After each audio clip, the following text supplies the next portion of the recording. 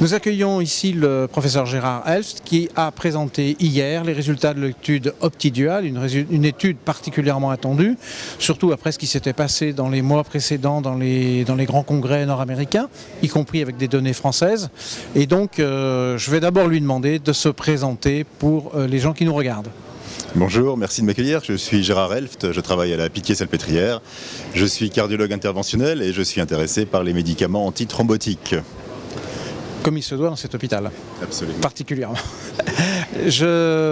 Ma première question déjà, on est là pour réfléchir sur les résultats. On a vu que globalement l'étude est ce qu'on appelle négative. Est-ce que c'est négatif ou est-ce que ça apporte des enseignements riches, particuliers, qui vont permettre d'avoir une attitude privilégiée pour la suite?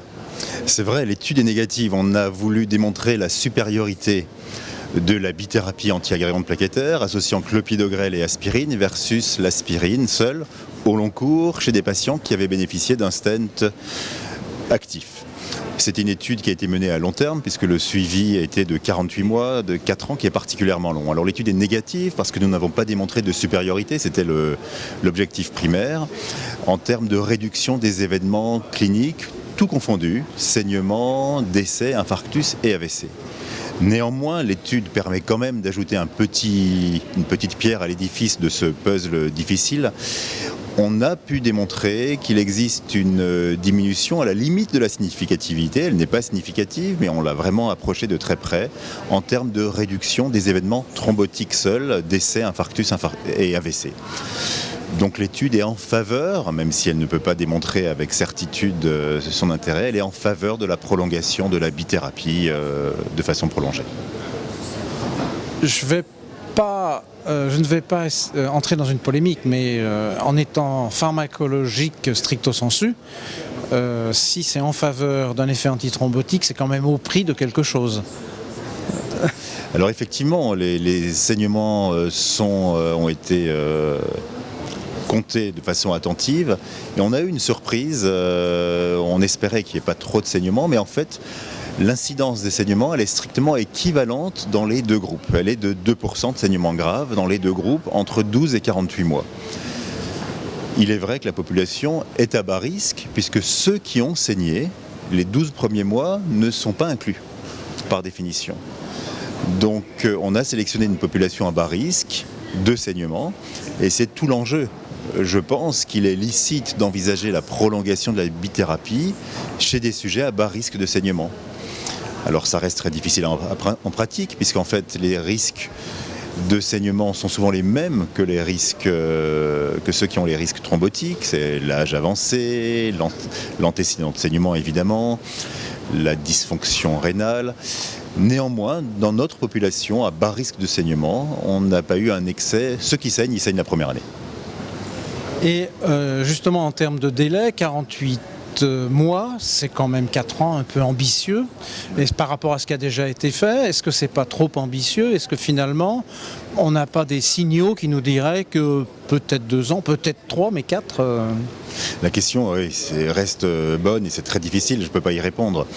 Néanmoins, on n'a pas d'augmentation des saignements tout au long de l'étude, il y en a plutôt un impact favorable sur la diminution des événements thrombotiques. Donc à contrario, on peut se demander si en poursuivant l'étude 1 à 2 ans plus tard, on n'aurait pas pu avoir une diminution significative des événements thrombotiques. Donc là encore, c'est des spéculations. Il y a juste une étude asiatique qui avait essayé de faire un suivi un peu plus long.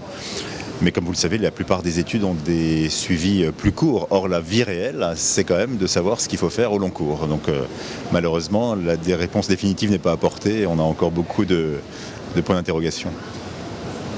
Quand il y avait eu la présentation des résultats de l'étude italique, Martil Ginard nous avait expliqué que son résultat pouvait s'éclairer à la lumière d'un stent identique pour tous les patients, d'un tri des patients qui risquaient de saigner.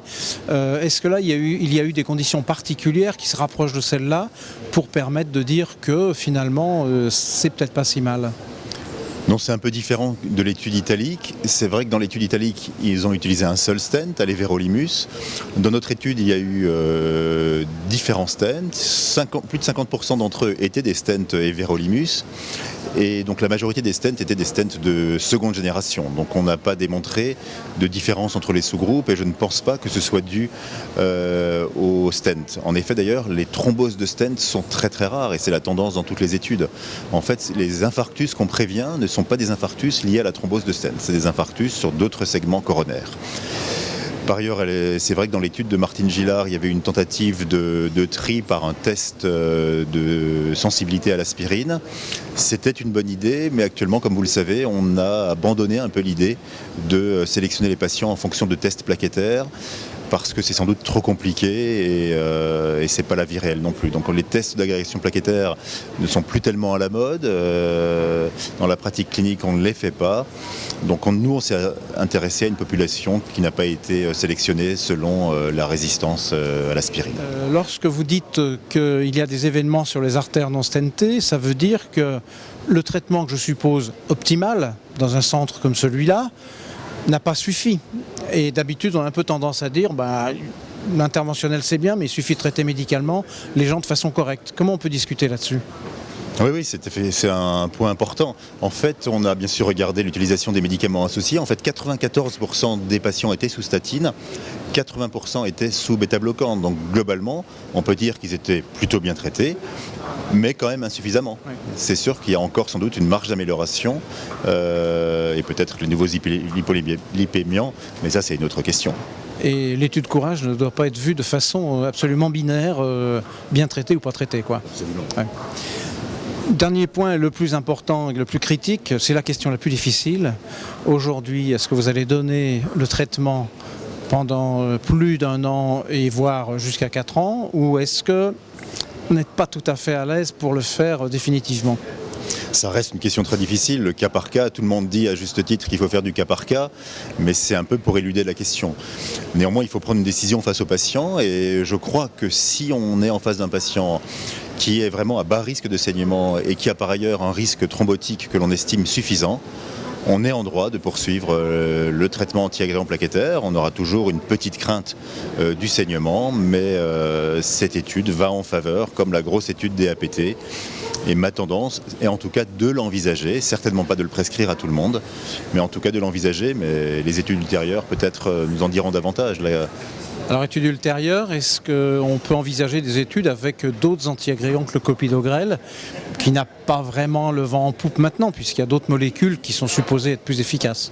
Bien sûr, alors la question reste différente et compliquée pour savoir ce qu'il faut faire avec des patients sous ticagrelor et sous prasugrel. La question du long cours du ticagrelor a été abordée dans Pegasus. Les résultats sont globalement favorables. Néanmoins, il y a un surcroît hémorragique à payer que nous, on n'a pas avec le clopidogrel. Et c'est pas étonnant, le ticagrelor est plus puissant que le clopidogrel.